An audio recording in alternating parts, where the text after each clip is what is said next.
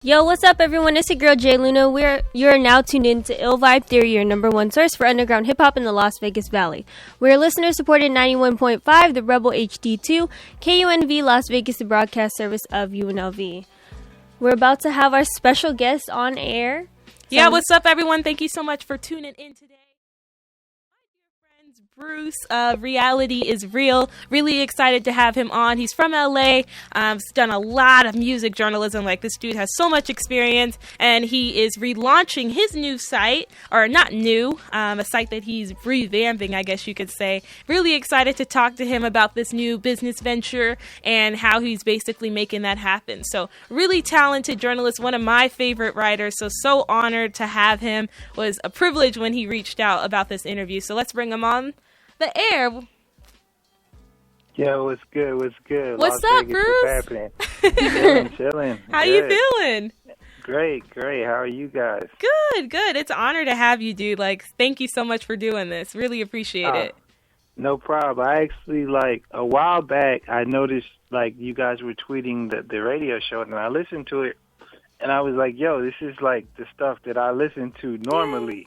You know what I'm saying? It's it's like a mix of stuff that gets recognition, stuff that doesn't get the recognition, some older stuff from people who get recognition now, and maybe everybody wasn't up on them back then. So I was like, yeah, it's a really dope show. Thank you. We really appreciate that. No, this dude has always had love. And I was just talking a little bit earlier about how when me and Christian, we were at Paid Dues in 2012, and that's when we first met you, and I cannot think of his name right now. Is it Andres? Yeah. Andres? Yes, Andres. Yeah. And it was and you guys were crazy helpful because we were super fresh to everything. So just much love to you guys from the beginning. Definitely. Just always looking to support people who actually care about the culture. You know what I'm saying? A lot of people get in the music journalism and they get into the music industry on the other end of it just because of money or fame and stuff like that. And knowing you guys had actually came through Andreas, I was like, you guys had to be legit, you know what I'm saying? If Andreas had co-signed it, you know what I'm saying? And Andres, he's the man, you know what I'm saying? That's my boy. He's doing big things with MTV now. So, it's just definitely great to see people who are actually about the culture. Oh, you're awesome, man. That's love, Thank man. you so much. Appreciate it, genuinely, man. Definitely. No problem. And then, if you could just let the listeners know, we talked briefly about it, but you've been doing this for a minute now. So just talk about how you got into music journalism. What are some outlets that you'd worked for in the past? Just give them a little brief breakdown. So the funny thing is, actually, I didn't get into it the way most people did. I used to, back in the day, I used to just comment on sohiphop.com, SOAHH. I used to just comment on the West Coast bloggers little area. So I commented so much, and I always just, was talking about the culture, the things I liked about it. And the guy sent me to Paid Dues Festival because he couldn't make it. So I went to Paid Dues Festival, and I covered it for him. So while I was there, I seen the Hip Hop DX banners everywhere. So I was I wasn't really up on the website. So I was like, okay, clearly this Hip Hop DX place must be bigger. So somebody was handing out mixtapes, and they were hip for Hip Hop DX. So I was like, oh, you were Hip Hop DX? I was like, yeah, I see you guys everywhere. I'm with So Hip Hop, and we talked for a little bit. And I was like, I was telling them how I had seen Hip Hop DX actually before. I read an interview for Atmosphere. You can't imagine how much fun we're having. So I was like, I read that interview and I never heard of Atmosphere before, and I went and copped the album. So then the guy was like, I wrote that interview, and it was J23. Mm-hmm. So he was like, oh, you're interested, we were going to start this blog section up. So Hip Hop DX had started the blog section, and that's back when it was me, Mecca, Leah, Andreas was blogging, Anthony Springer, William Ketchums. We were all doing the blog thing pretty heavy. And that was really fun. This was before, a lot of stuff that's happened. A lot of the people who are in the industry and stuff, they came from that section, Two Dope Boys, Mecca and Shake, you know what I'm saying? And it was just every day, it was people were just writing stuff and pretty free, pretty open. And it's it would push me because it's you would see something Mecca would say, and it's oh, this fool's crazy. I have to think of something to say that matters because Mecca just said what he said. So it was So that ended, and I took a break from writing. And one day I was just like, I want to get back into it. So, I spent some time. I interned at Hip Hop DX, and I became a freelancer there. And I worked for a short period of time as an editor with Hot New Hip Hop. Oh, wow. So I've done a lot of stuff, been in a lot of places. I've interviewed people from like Space Ghost Perp to like Common, you know what I'm saying, and Currency, Wiz. It's just been really fun. It's been a lot of fun getting to meet, a lot of my favorite artists, getting to ask them, the things that I think need to be asked, because I think that's one of the things, a lot of people, they have access to these artists, and, when they get in front of them, it's like, what are you going to talk about? Because a lot of these artists have a lot to talk about, but if you just ask them the standardized questions, hey, what's the sound of your album? Who's the features?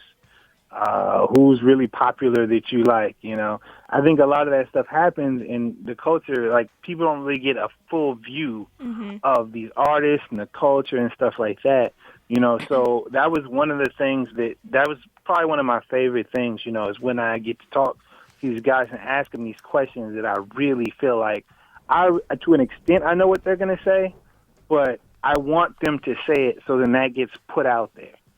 Because when we listen to this music, they say so much, and I don't think everybody always catches everything. So when you get to talk to a Killer Mike, you know what I'm saying, or even like an artist who doesn't get the recognition, like a Mitzi Slick, or a Scheme, you get to ask them certain things that they know about and they can respond to, but when they normally get interviewed, they don't get asked those questions. Yeah. So, that's been like one of my biggest highlights, and that's one of the other things that I look back on that I'm excited about, like sitting in the trailer with Killer Mike or interviewing Currency and just sitting there and talking for a while about everything, from New Orleans to, Little Snoop, all sorts of situations, and getting to ask those questions. Definitely. No, that's what's up. And, the funny thing about that is, because I had a short period of time that I was with DX as well, because of this guy right here. But basically, I would look at your work and like, man, he just has so much voice in the way that he says things. And I don't know, I just always thought that you were such a good writer. So I would always look at your interviews and like, what type of questions does he ask? Because you do find that a lot of people just ask the surface things that everyone asks or that you can easily Google, you know what I mean? Yeah, so exactly. I thought that he always dug in deep as well as the other DX writers. So much respect. Definitely. I got a lot of that. I got that from mainly two people. I got that from Amanda Bassa, who, I think when I did one of my first interviews with the Well-Versed, which I forgot to mention, which was a really huge site and a really huge inspiration for Reality is Real. I was nervous. I was like, what do I do? So Amanda Bassett said, she said, you go look at all the other interviews for that artist, and then you don't ask any of those questions because they've been asked already a million times. And then another thing, and Andreas Hale, actually, he told me, one of the things he always promoted was, asking the questions that, revolve around social consciousness and stuff like that, because these people were always viewed a certain way from outside of the culture and even within the culture. Some of these people, like a Mitzi Slick, who people would say, well, that's a gangster rapper. He's just going to talk about gangster stuff. But they can actually talk about a whole lot of other stuff. And if you listen to the music, they make references to it. And then when you ask the questions, they almost get excited because they're like, wow, like somebody respects me enough to actually ask me this, as opposed to who's doing the beats on my album. So that's one of the things Andreas Hale had talked about, and that had sort of stuck with me, and that was sort of the vibe of the Well-Versed with the things that he wanted to do. And that's essentially what we're trying to do at Reality is Real. We're trying to push, those type of stories. When we get the chance to do interviews, do those type of interviews, we want to have those type of features to where we focus on stuff that we feel like it matters. It matters even more than the music itself. And we love the music, we love the culture, but a lot of the stuff within the music and within the culture speaks to stuff bigger than just the music and the culture. Exactly. And that stuff doesn't get coverage because we're too busy, wondering if Amber Rose is with MGK or something like that. So, and those were the things that, Andreas Hale really pushed, when I was with, the Well-Versed, and those are some of the things that we try to carry over, because it's like we feel like if, you want that type of stuff. Type of stuff is available through other outlets. You know, we need to use our outlet to be the voice of the culture, you know, and focus on the stuff of the culture, you know, that matters to it. You know, if you want to know that, you can hit up TMZ or Media Takeout if you want, you know what I'm saying? But we want to focus on the stuff that isn't getting covered. Definitely. I really appreciate that. And taking it a little bit back, Reality is Real is the title of your baby. So what's the meaning behind Reality is Real to you? What does it mean to you? What do you want it to perpetuate to people that, you know, go to your site? Essentially, you know, Reality is Real. It was a takeoff of the blog title that I had on Hip Hop DX, which was the reality from out west. You know what I'm saying? Or I believe that was the blog. It was a while ago. So Reality is Real. The thing about Reality is Real, it was a line in the song, but the thing is, I think a lot of times people don't understand how serious certain things are. You know what I'm saying? Mm-hmm. And it's like, you know, they say certain things, they act certain ways, and they think everything is fine. Like, no, all of this is real. You know, all of it. You know, even the faking is real. It's real faking. You know what I'm saying? Yeah. Like, everything is real. And people think that, you know, well, you know, there's tomorrow. But eventually there is no tomorrow. You know, eventually, you know, it's done. You know, so it's like it all needs to be taken extremely seriously. And you have to understand that reality actually is real. Like, you can't, there's no reset button, there's no, you know, restart, there's nobody that's going to come and say, hey, this is all wrong, let's fix it because it needs to be fixed. Like, no, you have to take it extremely seriously. Mm-hmm. So, you know, that was the title of the blog site. And we had a plan to launch another site that would replace the blog site, and we'd act like the blog sites never existed. But just the way we were moving, we were like, hey, let's just stick with Reality is Real and, you know, upgrade the site itself and push it as is, as opposed to launching a whole nother site with a whole nother name and having to go through all that. Definitely. And how long has this website been around, or the blog that you've been talking about, and why did you choose to relaunch it now? So essentially the site has been around for, I believe, about 6 to 7 years, since the Hip Hop DX blog section shut down. When the Hip Hop DX blog section shut down, they changed editor-in-chief. They decided to go in a different direction. So everybody sort of went and did their own thing. Like, at that time, you know, Mecca and Shake had started Two Dope Boys. You know, this is like when it first started. You know, everybody was sort of doing their own thing. So I was like, yeah, I'm going to do my own thing. You know, so I started doing it. But, you know, like, shout out to those guys. Like, doing what they were doing at that time, like, it took dedication. You know, and at that time, my mind wasn't there. So, you know, I would do it, and, you know, I had even gone as far as, like, you know, taking trips to go cover conferences and stuff like that in the early stages, you know. But, you know, I didn't have the commitment to it at that moment in time. So as I got back into writing, you know, I just really wasn't happy with a lot of the stuff I was seeing. You know, from the other side, you know, from the sites in general, just I extremely wasn't happy with the stuff I was seeing. You know, some of the things that I wanted to be highlighted, you know, they didn't want to highlight for one reason or another. And, you know, I was upset. You know, I voiced my complaints, but I feel like you can only complain so much. At a certain point, you have to actually take action. You have to do something about it. You know, the talking gets old, you know, so it's like, you know, I would join the crowd of Twitter people complaining about things.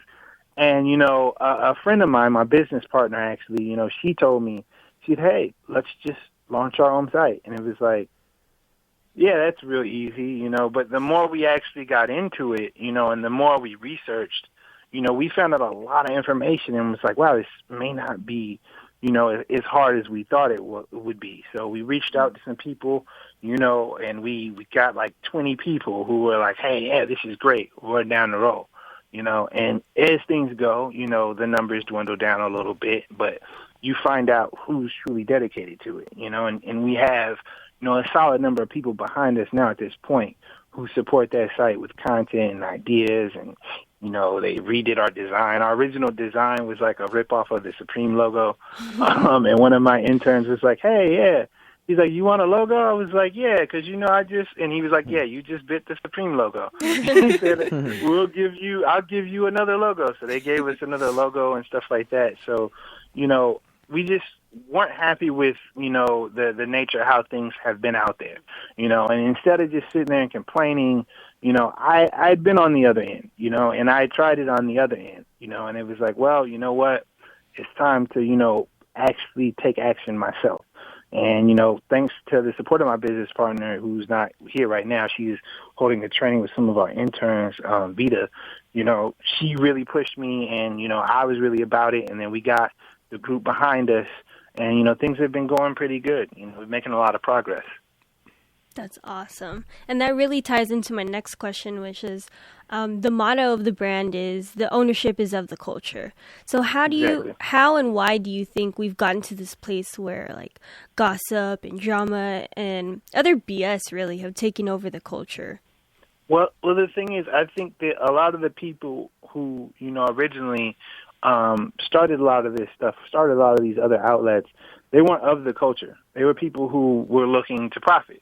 You know, so, you know, they got into it because early on, people who were of the culture didn't really have a firm grasp of, you know, internet and websites and things like that. You know, before we had the Source and XXL, and those were great, you know, in their heyday. You know, over time, they sort of lost what they used to have, you know, and as everything transitioned to the internet, those sites didn't make as great, those magazines didn't make as great of a transition to the internet. So these other sites, you know, they rose up, you know, in that little space. And, you know, they had a lot of people who worked for them who, you know, were all about the culture, and it was all exciting and stuff. But, you know, as things have changed, as, you know, Google's numbers and the requirements for profits and stuff have changed, you know, those sites have changed, you know, in their approach to things because they're led by ownership who, you know, aren't really of the culture, you know, and they're looking at it, you know, for one specific reason, and it's not the promotion of the culture, you know. So one of the issues with, you know, hip-hop in that space is that, you know, hip-hop culture actually hasn't been around that long. As much as we talk about old school and stuff like that, it hasn't been around that long. I mean, if you look at Rolling Stone the magazine, Rolling Stone the magazine has been around longer than hip hop culture has. Yeah, I can't agree with you more than that. But yeah, sorry, continue. Yeah, so Rolling Stone the magazine has been around longer than hip hop culture is. Mm-hmm. So Rolling Stone the magazine has built this base that's extremely huge. It's like the size of, say, ESPN. You know, ESPN has been around longer than hip hop culture has. So they have these huge bases. So Rolling Stone can talk about almost anything they want, and they're going to have people who look at it because they've built that base. None of these hip-hop sites have that base. So they don't have the freedom to operate however they want, or at least they feel they don't, because their base is small. So they're trying to grab attention however possible, you know, because they're thirsty for that attention, because they're thirsty for other things. Yes. So they start running these articles because they're trying to grab people's attention, you know. And, you know, the thing about that is, from a hip-hop outlet standpoint, you can't compete with TMZ. TMZ is the best TMZ there's ever going to be. If you actually like the content on TMZ, like, I can't imagine you getting it any better than that, because they cover so much ground. They have people everywhere. You know, they're on it. You know, so a hip-hop outlet, you can never draw people away from TMZ. You can only gain people momentarily. They may click an article because you ran a story that's gossipy about whatever, you know. But what you're doing is, while you can't gain those followers, you lose your original followers because they get tired of going to your site and seeing those stories, you know, because they went to your site before for other reasons. Now they're getting bombarded with all these TMZ-like stories, and they're like, hey, you know, this isn't what it used to be, you know. So the problem with that is that what they think they're doing is they're getting bigger, and they get a little bit of a swell, but all that stuff fades away, and you're never truly going to get bigger off of that, you know. And with, you know, the way things are going now, you know, positive stories and socially conscious stories spread a lot more than those stories do. You know what I'm saying? Because people like to see that stuff. That's why other sites like Salon, The Root, those sites are actually bigger than the hip-hop sites are. Because, you know, because they put the type of stories that people like to spread out there. But these hip-hop outlets, you know, they don't really, I guess they don't realize that. You know, and because of their approach, because the ownership, you know, are about what they're about, you know, they take the approach that they take. It's not the fault of the people who write for the sites. You know, I've written for the sites. You guys have written for the sites. I know a bunch of people who've written for the sites who are all about the culture, but you can only do so much when you're dealing with that ownership. And that's why, we felt it was important for us to take the stand and, create the outlet ourselves. So we have that freedom, and we don't have to make those moves because that doesn't fit with our brand and what we stand for. Yeah, and just out of curiosity, I know that you said that, you voiced your concerns and things like that. How have your editors reacted when you've said, like, hey, could we try to do this? Or when you've, told them about your concerns? Well, this is the thing. At the end of the day, the editors, they have to go, they have to deal with ownership. Mm-hmm. As a writer, as a freelance writer, as a staff writer, you deal with an editor. So you go to your editor and you tell them one thing. You say, hey, blah, blah, blah, blah, blah. So they're going to have to go and deal with ownership. So no matter how they specifically feel about it, they still have to deal with ownership. So editor can say, yo, that's a great idea. But when they go to push it, the ownership may be like, hey, why would you do that? What is that about? How many hits is that going to get us? How much is, so that's the thing. So a lot of my editors have always been really great. You know what I'm saying? I've dealt with Omar Burgess, a couple of my other editors, extremely great. You know what I'm saying? And honestly, better writers than a lot of these people who get credit for being great writers. But at the end of the day, it all falls back to ownership. No matter how much everybody thinks something is a great idea, if the people who cut that check aren't with it, then so basically I've always had support from certain people, but you still have to deal with ownership, and that's what was important about us having that ownership, and not just for the sake of that, but also just the image of it. You know what I'm saying? Because we look at the culture. A lot of people don't have ownership over their own stuff, and they think it's fine until you're Lil Wayne and you can't release your own album on the label that you basically helped create. Yeah. So things like that, that's another reason why it's important, not just for us to be in ownership so we can make the decisions, but to show that, this needs to be seen, this ownership needs to be taken by people who are of the culture, because when you just let anybody own stuff, at the end of the day, they can make whatever decision they want. And I find it interesting, just going back again of just talking about culture and music in general and just coming back to hip-hop.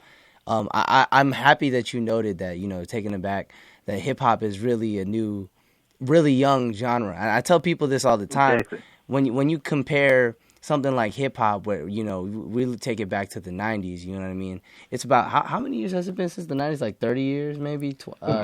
Yeah, so, and you take, I took a history of rock class here at UNLV, and, we're going back all the way, to the roots of music in general. And you have these genres that span, now standing 100 years old, And, you mentioning something like a Rolling Stones and just taking a look at specifically hip-hop, progressing in particular, the era that we live in now. So, we're, technology and social media and the way it can spread like that. What I wanted to ask, what's your take in terms of, hip-hop culture and how maybe in putting into perspective of how young the genre is, and also putting into perspective at looking at today's generation and the things that we have access to, how do you think this has affected the progression of today's culture, and where do you think it's going from here, if that makes any sense at all? yeah, I get it.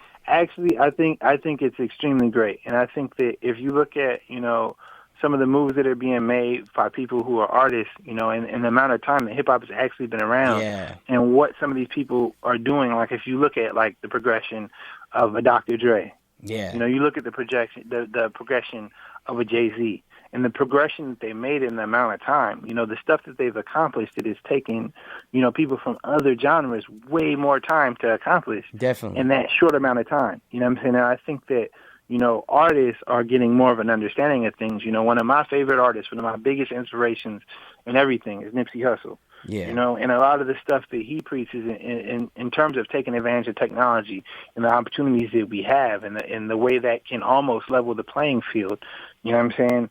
those things are extremely important. And I think as time goes on, more and more artists are realizing that. More and more artists are saying, hey, I can operate how I want to operate because I have the freedom to operate how I want to operate due to this technology. You know, you look at, you know, a brand like Odd Future.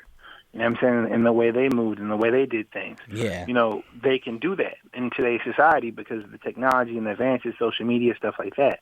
You know, back in the days, there were gatekeepers. Yeah. You know, they would say, hey, you know, we'll give you a chance. And you would, like, go to the building and you'd have your demo and you'd hand out your demo all the time. Now you can say, hey, you know, I got a SoundCloud page, I got a Twitter page, I got a YouTube page, I got my own website, you know, I got everything. You know, so I think that, you know, technology is really great. You know, I think, you know, you look at some of the artists that we've got knowledge of through the technology, you know, that they got signed, may have gotten signed, but we originally heard of from technology. You look at, you know, the Kendrick Lamars, the Dom Kennedys, the Wale's, the Nipsey Hussles. You know, these people who, you know what I'm saying, we were given access to on these blog sites, like the Two Dope Boys and Rights, you know, that promoted the music. You know, it's great. You know, I think, like a lot of people get upset when people say this. They say you're being young or whatever, even though I'm not really that young. I think that right now it's actually better than it's been before because you have so much access. You know what I'm saying? You have access to everything. You know what I'm saying? Like some of these guys may not have made it through back then, not because they didn't have the talent, but just because, you know, they didn't fit a specific image. I mean, imagine, you know, Kendrick Lamar in the early 90s. He didn't specifically fit the image of what they wanted, you know what I'm saying, at that time. I mean, you look at an artist like Ras Kass in the early 90s and the way the labels handled him because he didn't fit the specific mold of what an artist was supposed to look like from that area. You know what I'm saying? But he released albums like Soul on Ice and Rat Assassination. You know, like those were great albums. You know, but because he didn't fit that image, the labels were like you had to fit to come out of the West Coast, you know, he didn't get the exposure. So I think that, you know, nowadays, you know, with the technology and stuff, it's great. It's amazing. You know, I think that, you know, the important thing is spreading the knowledge of it, spreading the information on how to use it. You know, I deal with some kids in my city, you know, and, you know, they're from out here. They're from out here. They're from out there, put it like that. And, you know, they have this music and they do performances, and I try to put them up on how to use the technology, you know, so they can push their brand because they're looking to approach things one way, and I'm saying, hey, with this technology nowadays, like you can take control of what it is that you're doing yourself, you know, and I'm not going to tell you this so I can like be the label. I'm telling you this so you can do it and you can go out and push yourself because it's all there for you, and it doesn't take much. It takes more knowledge than anything, and I think that, you know, we spread the knowledge. As we spread that, you know, you start to see even more progression. Definitely. And really piggybacking on that, we noticed that you really push artists before they really start to come out, before they really blow up. And we really appreciate that. But what is it exactly that you look for in terms of selecting who you push? You know what I mean?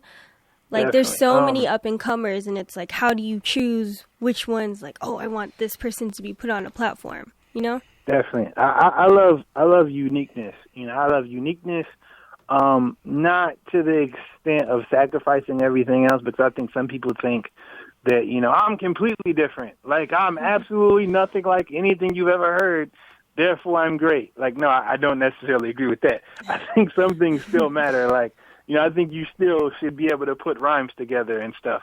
But, you know, I think uniqueness, I think, you know, not necessarily following the trends, you know, things like that, you know, like this artist Boogie, he's out of here, Long Beach / Compton, you know, and it's like when I first heard his music, his project Thirst 48, you know, I was like, wow, this is like super dope. It's not like, you know, the stuff that's out right now. It's not like Kendrick. It's not like YG.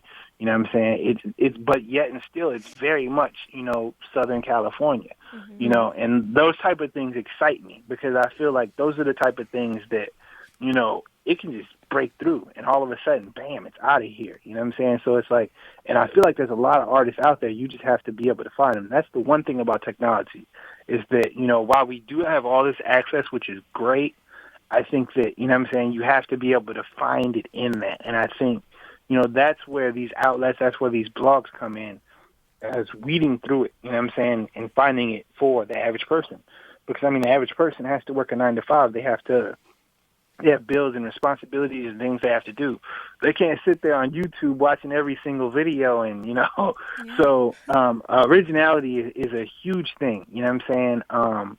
Having some understanding of social consciousness. I'm not saying that, everybody has to preach in their music and stuff like that, but at least an understanding of what is actually going on.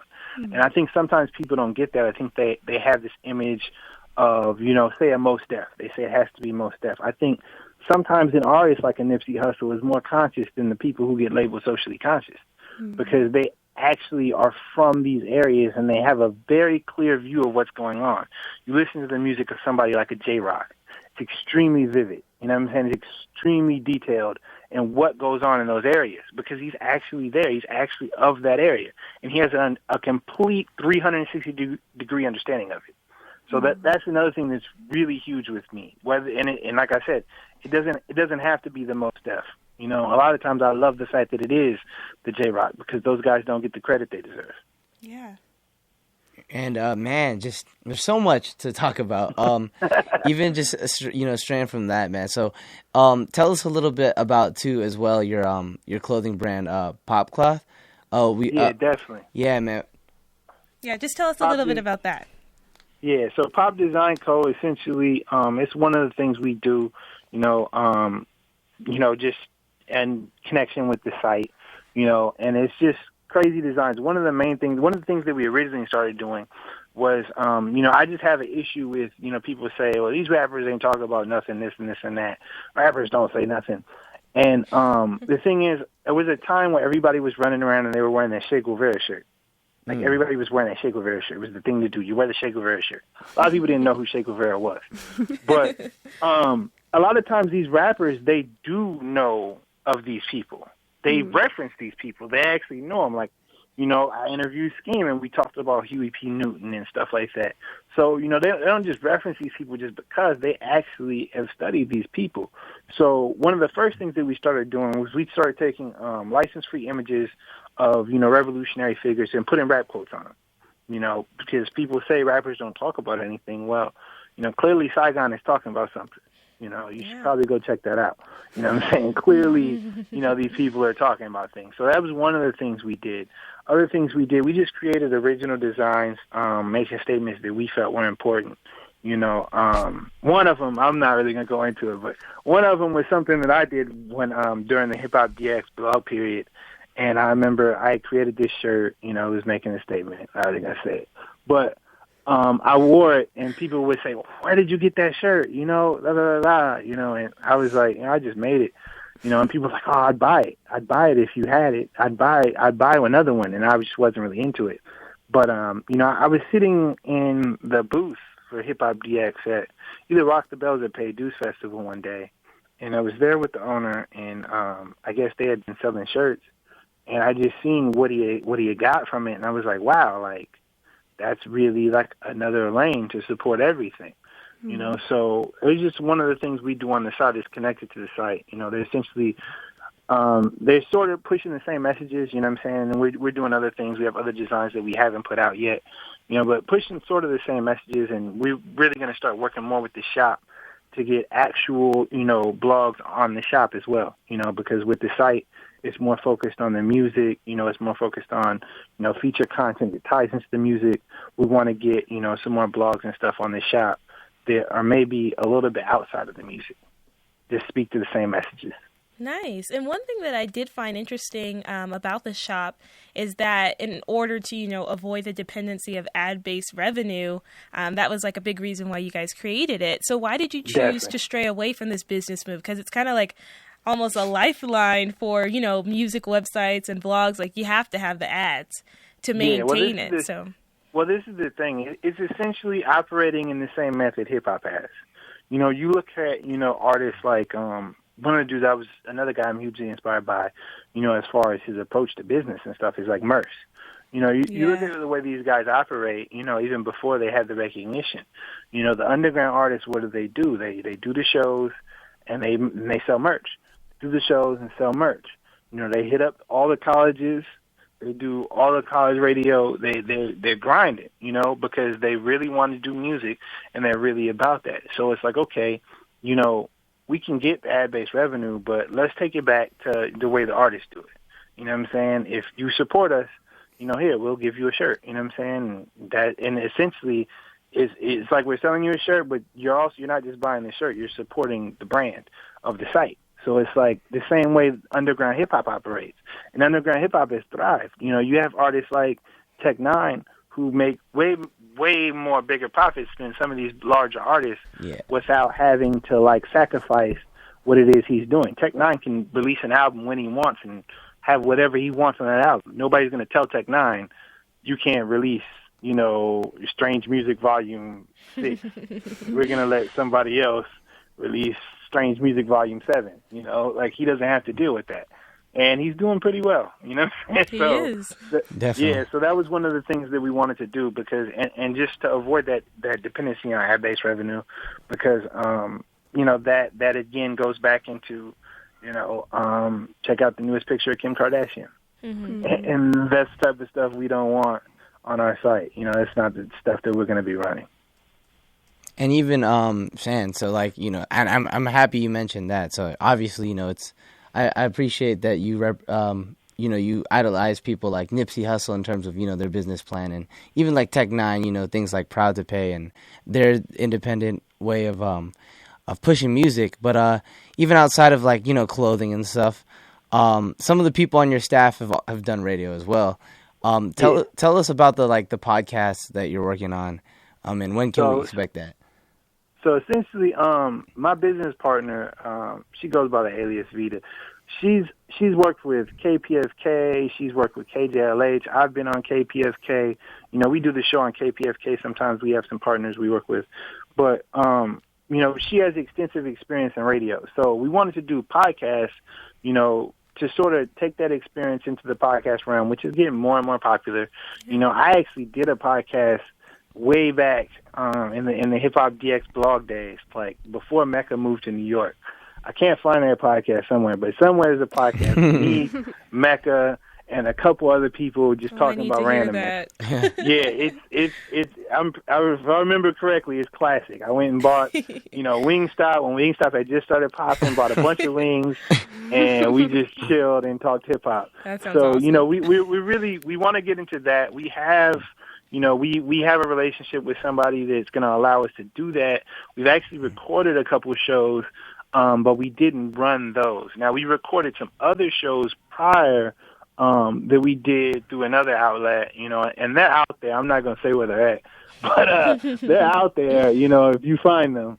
But we're really working on sound quality. That was one of the things that we wanted to do because just doing it for the sake of doing it, we felt like that wasn't the route to go. It's like I listen to you guys' show.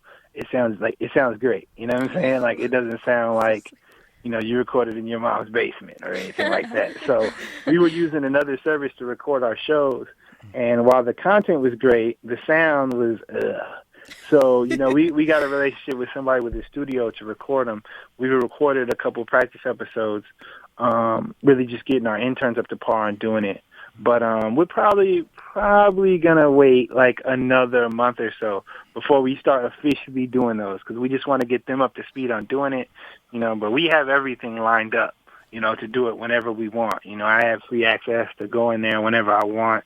We just want to make sure that everything is quality when we do it and everything fits within the brand, because I think that's one of the things that people lose sight of, it being a hip-hop outlet, the same way we have issues with the stories that are ran on the hip-hop outlets because we feel like that doesn't fit with the brand of hip-hop, if that's what you're pushing.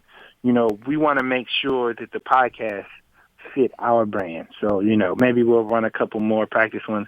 Maybe we'll leak a couple of the old practice ones that we never put out there, the lost tapes of our podcast, but we were going to at least wait another month before we get those up and going, because we just want to make sure everybody's up to par. Nice. I want to hear them classic ones. Like your name and all my favorite writers. That sounds awesome. Yeah, just throwbacks of you never know who, we've done stuff with before.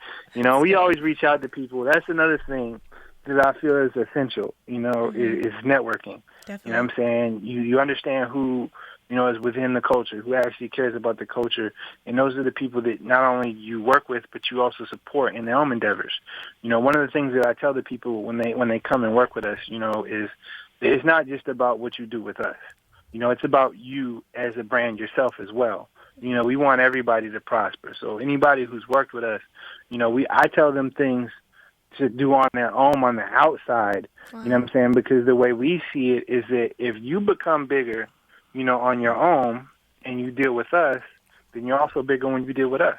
You know what I'm saying? And if we become bigger because you become bigger, then more people want to come deal with us because we have this reputation of getting people in that lane. You know what I'm saying? So it's not all about, you know, just what we're going to get from somebody today. It's what we're all going to do. And at the end of the day, we're all in this about, you know, representing the culture and promoting the culture.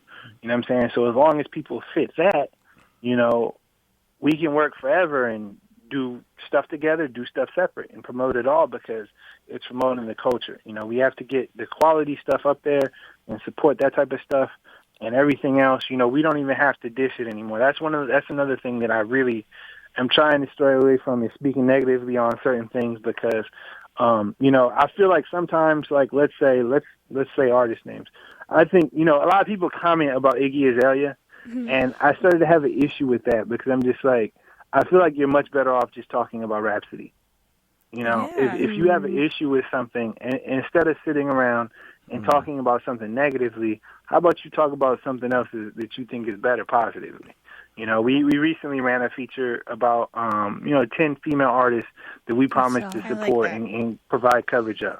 You know what I'm saying? And instead of, like, you know, saying anything about Iggy Azalea or even, like, anything about Nicki Minaj, who we feel like gets enough coverage as it is and doesn't necessarily need to be overly covered, and we still cover. But, you know, we promoted 10 MCs from all sorts of different levels. We had Dessa on there. We had Dej Loaf on there. You know, we had Il Camille on there. A lot of people don't even know about her. Shout out to her. We had Rhapsody on there. You know, we had Dreezy on there. We had Tink on there. We had a lot of different people from all over the place. Of course, we still had Jean Grey on there. We were thinking about not putting Jean Grey on there because she's sort of like an accepted thing, but then we were like, no, put Jean Grey on there. Always put Jean Grey on there.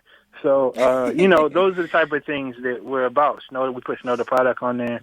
So, you know, just more promoting the stuff than talking down on things. And with music in general, you know, one of the things about this site is we try to avoid the elitist thing and, you know, like, oh, well, we're not going to post this because we think it's not that good. No, I mean, if people want it, we'll post that.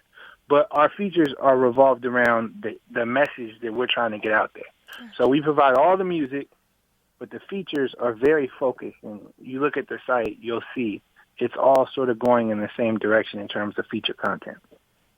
That's a really cool way to look at it. I like that. Yeah. I like that a lot because obviously you're not going to like all the music that gets put out, but obviously there's an audience for it, so that's smart. Yeah, and I also sometimes you don't like the stuff that's popular, or sometimes you don't like the stuff that everybody thinks is good. Exactly. You know, it's not that it's just like, oh, this is the accepted not to like thing. Everybody loves this. See, I don't really think it's that good, but that's my opinion. You know, and everybody's entitled to their own opinion. Definitely. And another thing that, wrapping up, the thing that I like that you mentioned is about how you're wanting to build your writers. So like how you're saying when you did the blog, like you have two dope boys that was built out of that, the well-versed in so many different things. So how you want to build your writers brand. I really appreciate that because a lot of websites don't really focus on that. So that's really cool. Exactly. Really exactly. Cool. Like I look at someone like Andreas Hale. And if you look at Andreas Hale, from Andreas Hale, to an extent, you know, like I'm doing what I'm doing. You guys are doing what you're doing. Two Dope Boys exist. Andreas is with MTV. Yeah, you know what I'm saying? crazy. You look at all the people who came from that dude. You know what I'm saying? In one way or another, he had an impact on that. You know what I'm saying? Like, if I got to a point, I mean, just besides the fact that, you know, I wrote all these dope pieces like he has, I got to a point where I did that. And then I knew all these people who I deal with, you know, were out doing things, and we both had respect for each other still. Mm-hmm. Like, to me, that's the dopest thing. You know what I'm saying? That you have people who, hey, yeah, now my man is over. I got a man at NPR. I got a person, you know, who's always on MSNBC with Melissa Harris Perry. I got, you know, that would be the dopest thing. You know what I'm saying? To say, like, hey, some way or another, you know, I work with these people from the early days, and now look at them. You know what I'm saying? And we still have that respect. not like they left and they went and did their own thing and got big because we don't get along. They still have that respect, and we have that respect for each other. So that's one of the things that we really would love to have, is that, to at one point look and say, yo, this is, from the hip-hop, this is from the Reality is Real branch, the same way like a Greg Popovich in the Spurs is. That's so cool. Well, man, I could literally talk to this dude like forever.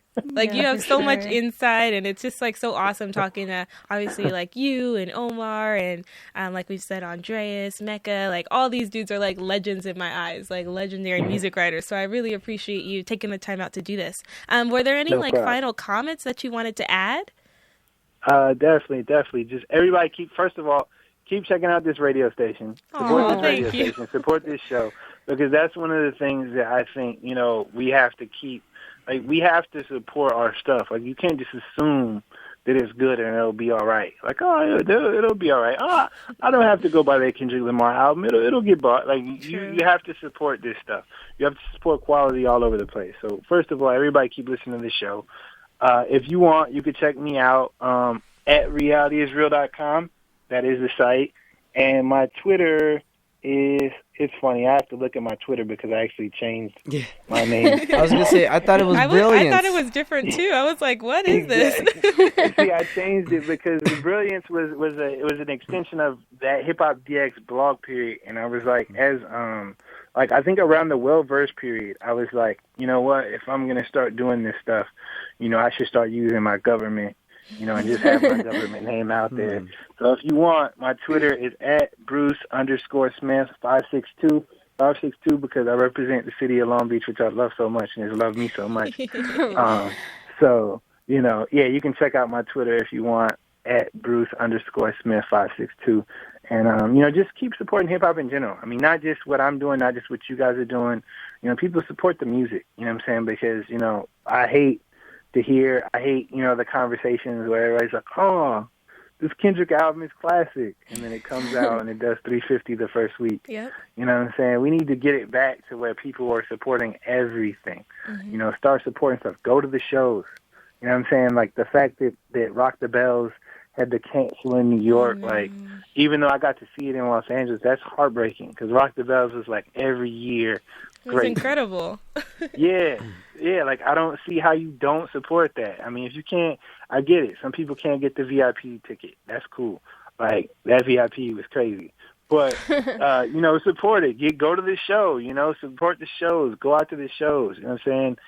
Go when the artist comes to your town, you know what I'm saying? Especially, this is another thing. If you're in a town that's not Los Angeles or New York, when an artist comes to your town, go to the show. You know what I'm saying?